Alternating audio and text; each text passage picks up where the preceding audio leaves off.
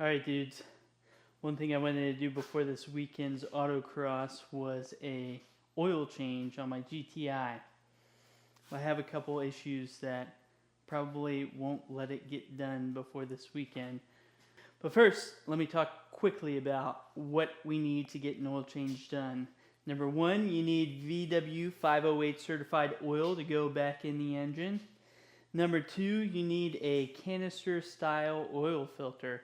That means there's a housing in here and it has a little filter inside that you take out. It's not like the GR86, that's just its own can. It's a canister filter that you replace right inside the housing here. Number three, what I'd really like is a dipstick, because these Mark 8.5 GTIs did not come with a dipstick. I'll show you.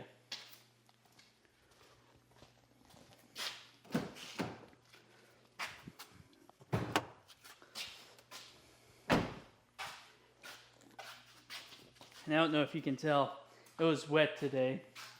It was literally snowing on the way home from work today. So, yes, I was driving this on the way home. Look at that. Gosh, it's probably one of the best mods you can do. Alright, so a few things. One, here's the oil filter housing right there. That is what needs to come off. You just take it off right there. And you replace what's inside with the canister style filter, and then you just put this back on there. This is where the dipstick goes. As you can tell, this is not a dipstick, but this pulls off pretty easily from what I've seen online.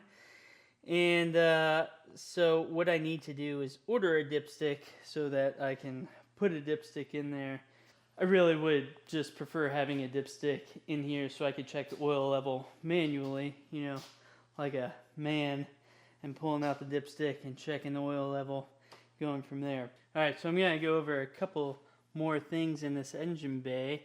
This is just your plastic engine cover. There are carbon fiber ones, and I think the Mark 8s did not come with a engine cover.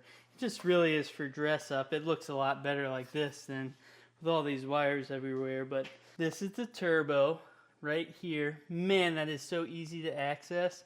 I wish that I could upgrade the turbo right now. Unfortunately, there are not too many tuning solutions for the Mark 8.5, mainly because they come with the SFD2 encryption on the TCU and ECU, which just means that it's harder to get an unlocked ECU to load whatever tuning software you want on there. But, turbo, coolant tank. Mine looks good right now. It's above the min line, which is what you want to see. This is where you fill the oil right here. This is the oil filter housing, like I said before. Looks like it's 25.5 Newton meters tightness on there. Getting a little dirty out there, but that's okay.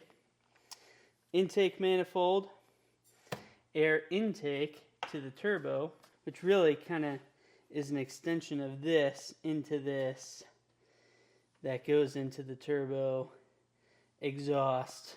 That's how the turbo compresses the air that is pushed in through the intake here via the exhaust that spins this wheel on this side. That's kind of how a turbo works. Surprisingly, these did not come with a hood strut. That is something I had to install myself.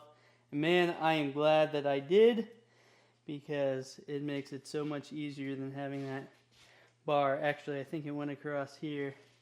You had to put it up. Now, one thing I'd like to note on this is when this closes, initially it was rubbing on the coolant hose, which is not good. You don't want. So what I did was I rotated this about 15 degrees clockwise, and now it doesn't rub. So happy with that.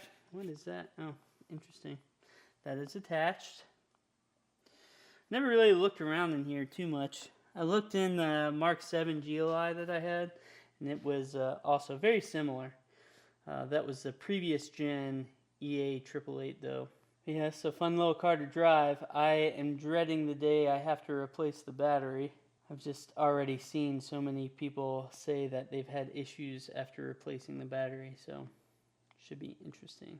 So I went to the local dealership here today to ask about getting a replacement dipstick to go in there.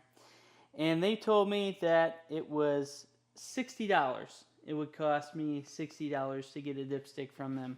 Now I'm going to tell you, you can have this part for $22 to $30 online, if you just order it online. I am not going to pay 3 times that amount just to get it from the local dealership here, because they know they are the only dealership in town. And that is why I hate going to the dealership up here, because they know they're the only dealership in town, and they charge like they're the only dealership in town. And that's why I'm doing my own oil change, because forget that. Anyways, here's just a closer look at the engine bay. Again, turbo back here. I think this is the cold side, this is the hot side, because this is where the exhaust blows in. So the faster your engine is moving and rotating, the faster the exhaust is getting pushed into that turbine, which in turn spins the compressor wheel, which has airflow coming in and compressing that cold intake air. And then I think it goes through some piping here and goes through an intercooler, because the ideal gas law is PV equals nRT. So when you increase the pressure of the same volume of air, you're going to also increase the temperature. So you got to push it through an intercooler to cool it off, basically. That is a very basic explanation of the ideal gas law, but that's pretty much how it works. Gosh, look how nasty this is. Look at that. That's all like from today. It's just been gnarly outside. Really need to wash this thing. So that's basically all I wanted to talk about today. Planning for an oil change. I'm waiting on 3 things. Oil filter, which I have ordered. I need to go pick up from Napa. Oil, that is VW508 certified. They sell it at Walmart for like $27 for a 5-quart. And I need a dipstick, because the Mark 8.5s did not come with a dipstick.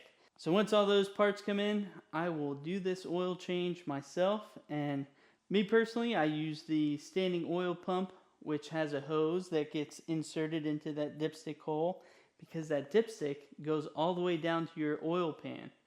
That's why it has an accurate reading for oil, because it goes all the way down to your oil pan.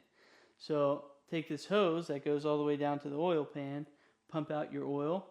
It does pretty much the same as draining it from the drain plug. So that's what I do.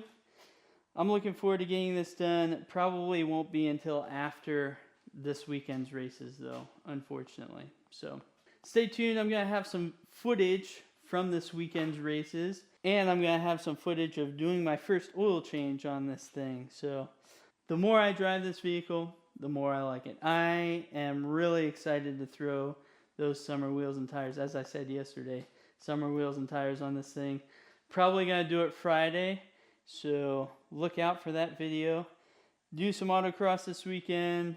Put out some autocross content next week, because I'm going to probably take the weekend off from editing just to focus on autocross. And yeah, I'm looking forward to it.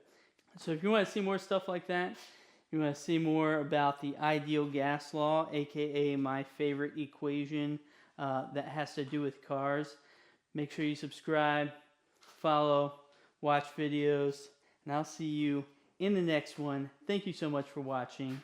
Peace! Dirty Wheel Gang.